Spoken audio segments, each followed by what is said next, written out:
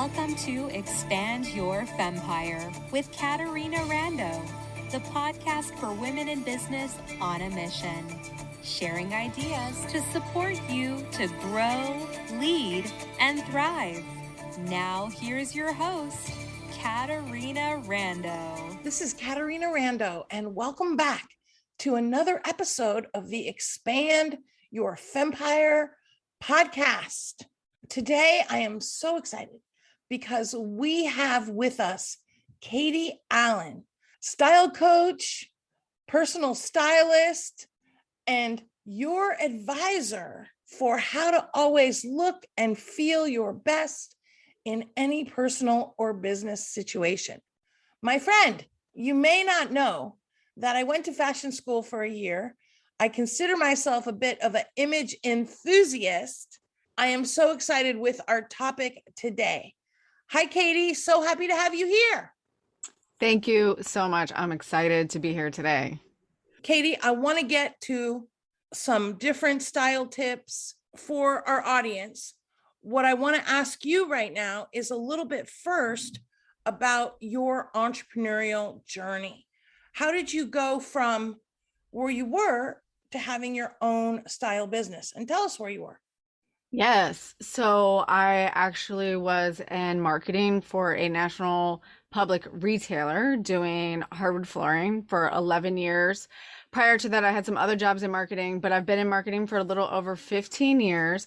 I actually went to fashion school, and that is what I have my degree in. And after I graduated college, I just kind of started checking all the boxes, get married and have babies and buy a house and get a job and climb the corporate ladder, feeling all really traditional. And about 2 years ago, like the end of 2018, beginning of 2019, something inside of me started to shift. And I was like, okay, there's got to be so much more to life than these things.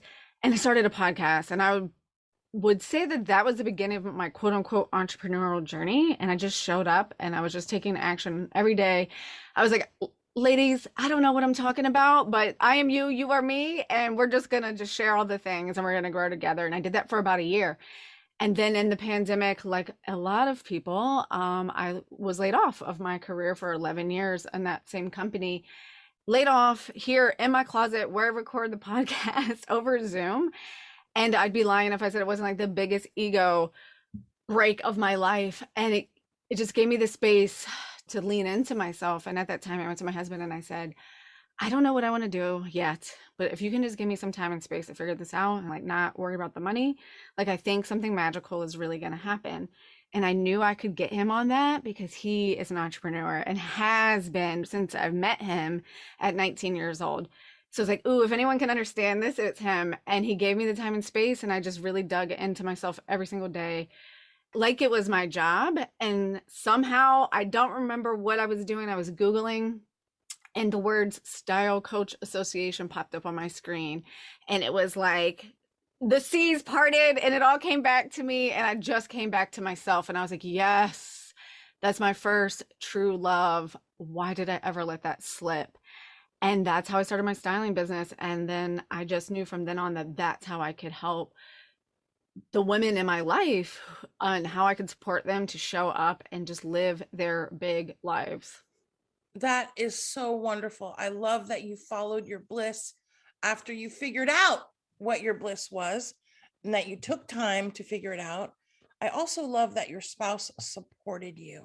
Yes. This is going to have to be a whole nother topic for another day, my friend, because sometimes women who are so ambitious and so wanting to do their thing, unfortunately, they don't have the support they need at home. In fact, not only do they not have the support they need, but they have someone who's trying to negatively impact what they're doing. I know that this was not our hot topic for today. I want to ask you though, what works with you and your husband in having you both be entrepreneurs?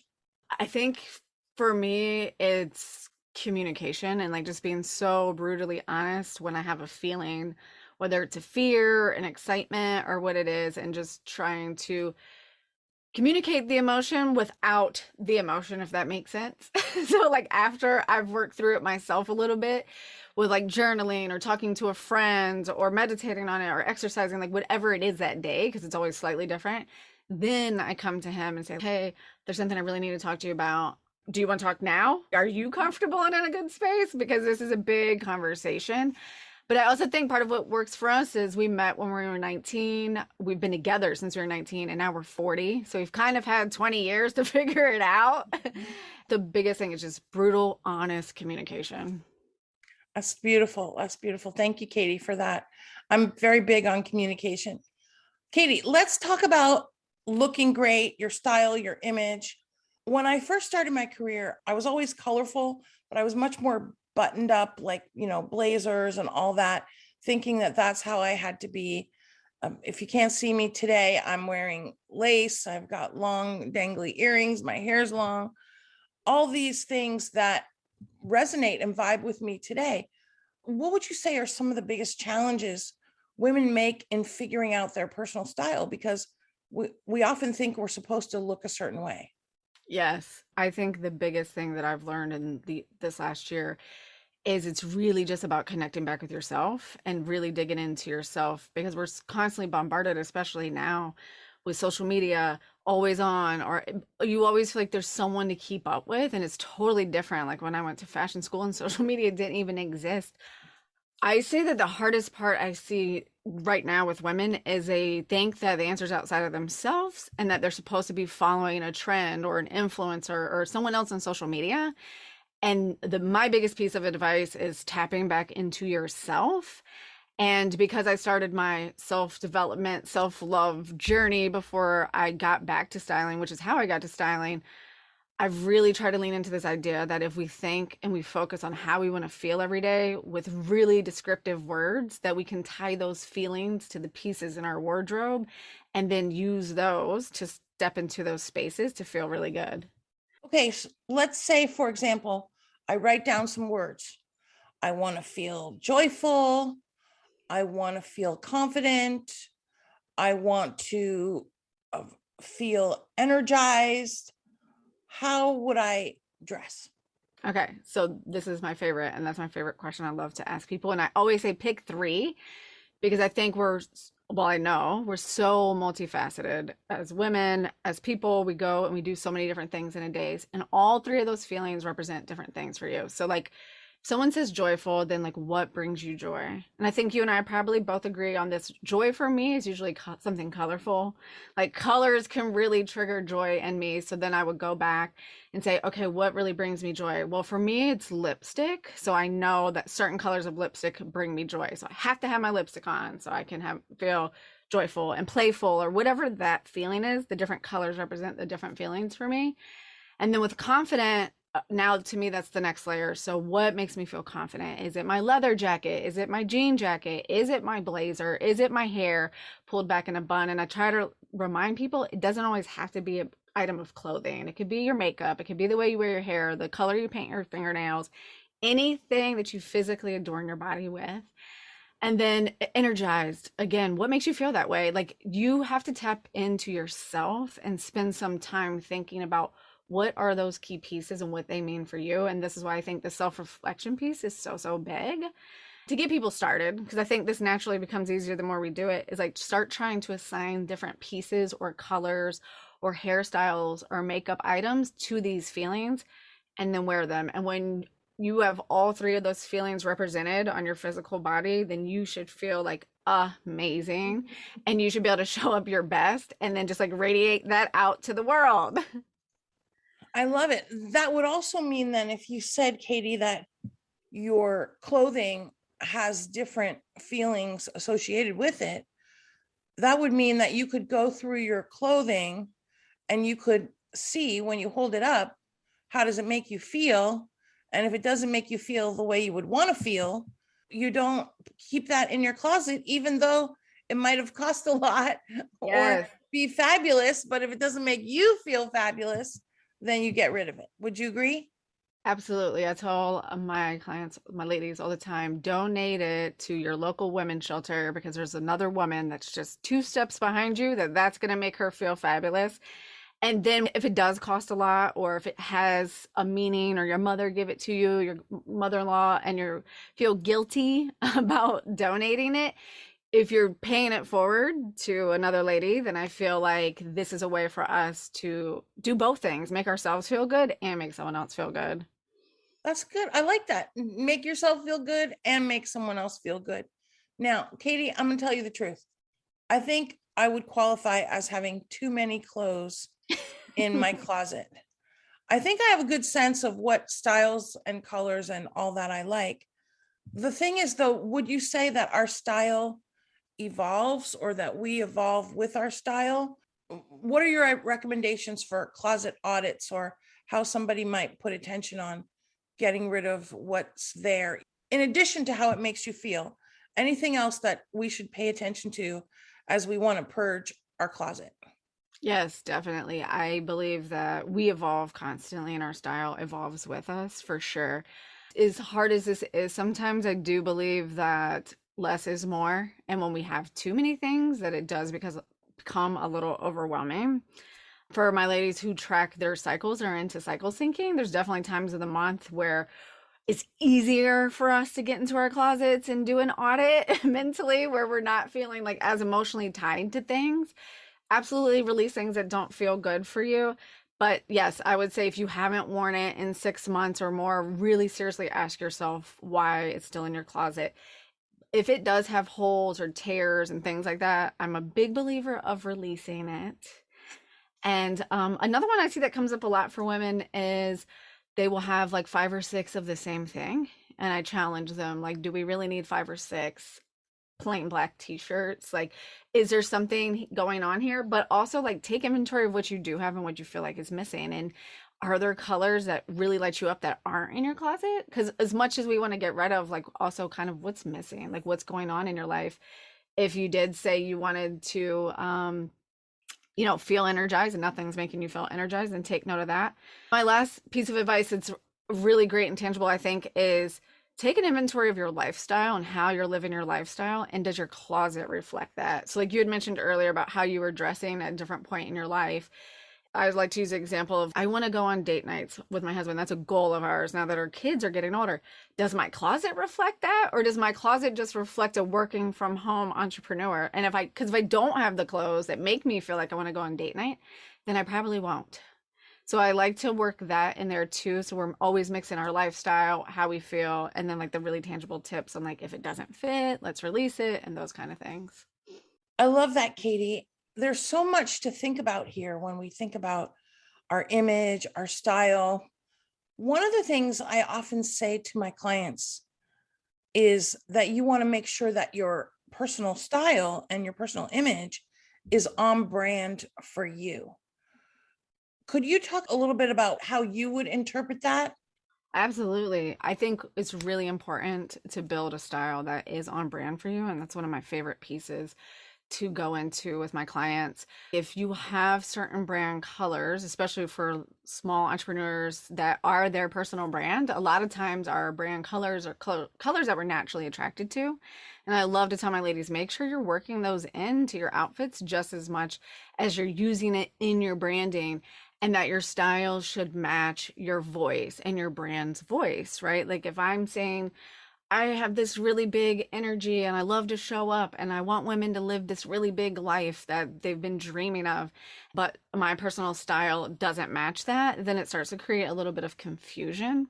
Another one of the things I love to tell my ladies is, think about conversation starters. Your style is really an amazing place to start the conversation and guide the communication and get your messages across, right? If I wear some really fun earrings and they're playful and they're funky, it sets the tone for how this meeting is going to go, or what my personality is, or what my brand is, and what you can expect working with me.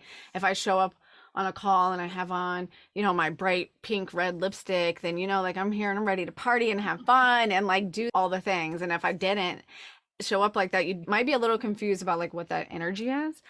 Another thing I like to remind people is it is a really good tool for us to communicate. And like one of my favorite hot tips to share, like the little secret tips that no one talks about, is that when we match our clothing or anything on our body to our natural color of our eyes, our hair, or our lips, that it actually makes us appear more approachable and more friendly. That's something I think that's really fun. So like if you have brown eyes and you're wearing a brown bag or a brown coat or something like that, I just think that's a really fun tip to play with. And a lot of time we mimic our environment as well. That also makes us appear friendly and approachable. And I just think those are some of the really cool things that we could think about and tap into when we're getting ready to do something scary. Like, I don't know about you, but like running a business for me feels like it's constantly an up level. It's constantly a journey. So using my style to master my energy and master my mood is such a big piece of this for me. So I'm always looking at it as like the fun way to show up in this space and up level all the time. And that's what I like to tell my clients is use this to feel good, right? Use this to show up. Use your style as a conversation starter to lay the ground on what we're going to be working on, what we're communicating, what the message is that we really want to share with our audience, our clients, whatever that is. Katie, this is so much good insight on style. I want to ask this very important question. As entrepreneurs, are there any don'ts or mistakes that you see frequently with women entrepreneurs that we want to shine the spotlight on?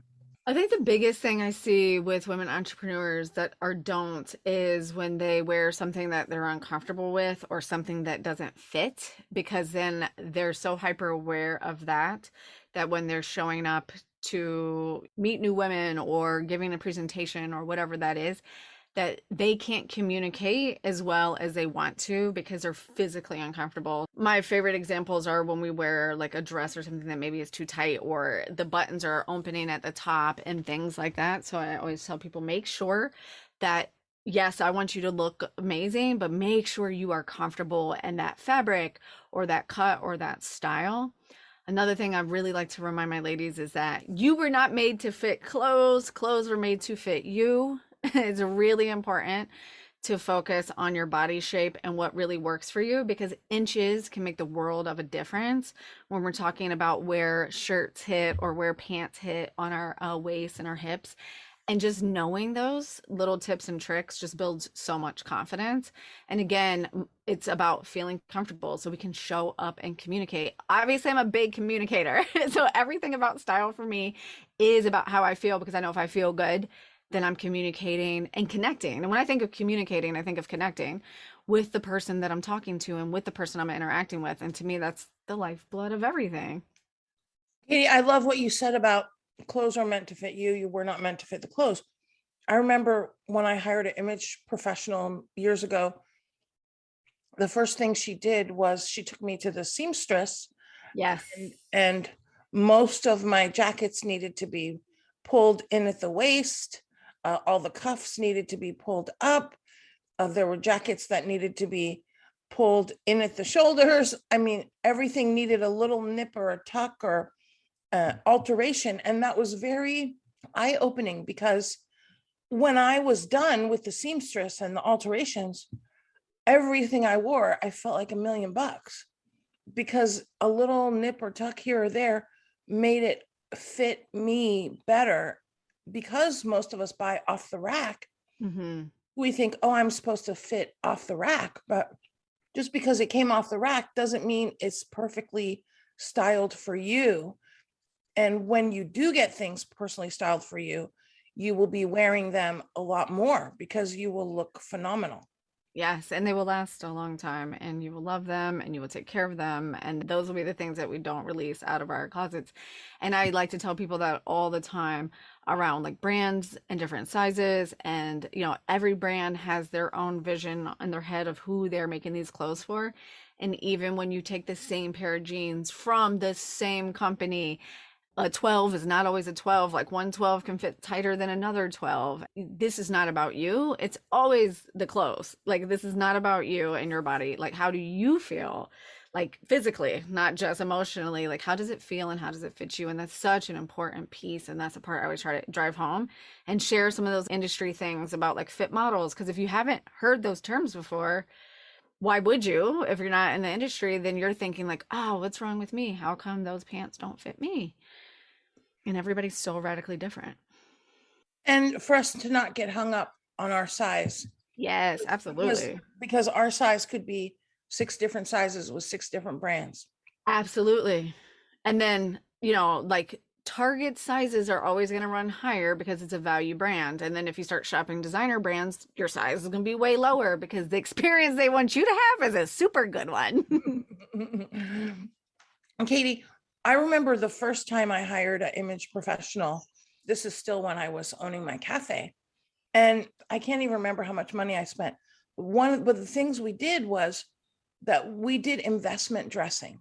Yes, I love that. I bought a Donna Karan skirt. It must have cost me, I can't even remember now, but it was probably 5 times more than I had ever spent on a skirt. However, that skirt was in my closet and it looked fabulous for at least 15 years. And every time I put it on, it wasn't because it was Donna Karan, it was just the fit and the fabric and the way it hung, and it never seemed to get scrunched up or anything. I loved that skirt for as long as I could wear it.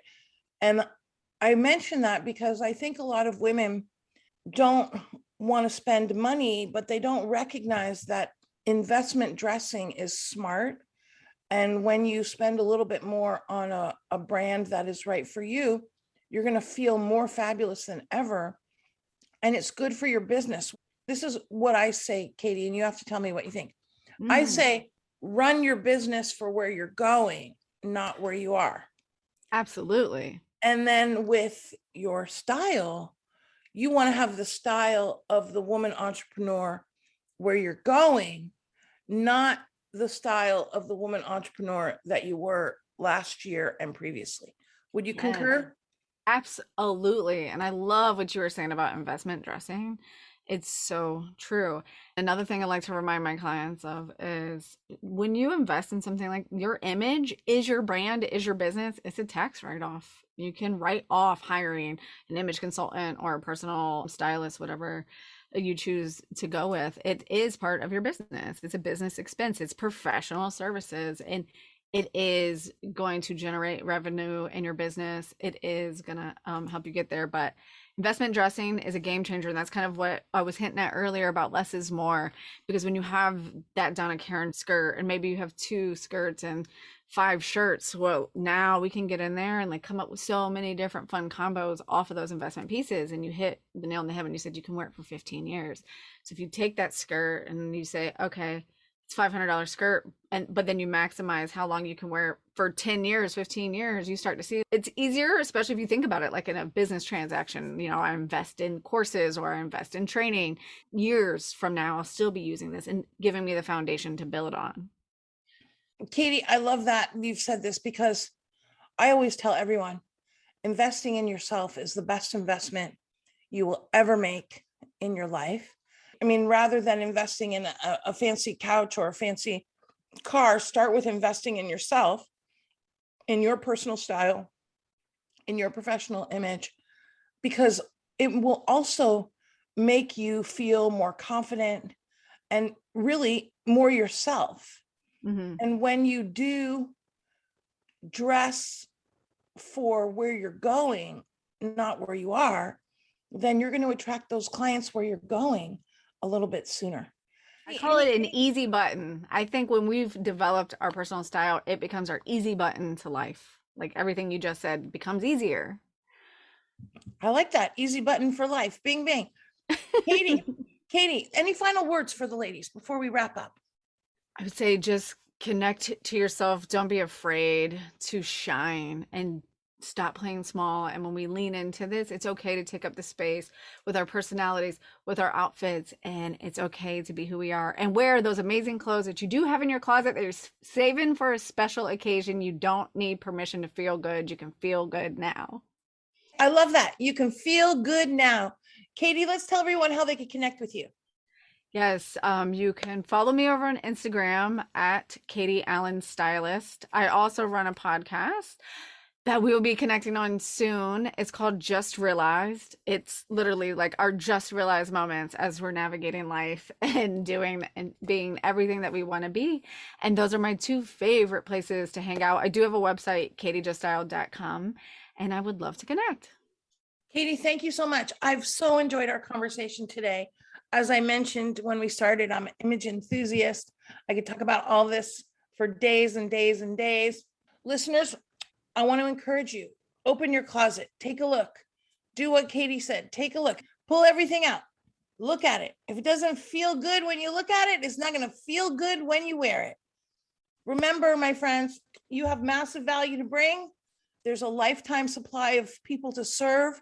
Make sure you look great, then you're going to feel great, because then you're going to uplift more lives. This is Katarina Rando. Cannot wait to be with you again for another episode of the Expand Your Fempire podcast. We hope you enjoyed this episode of Expand Your Fempire with Katarina Rando.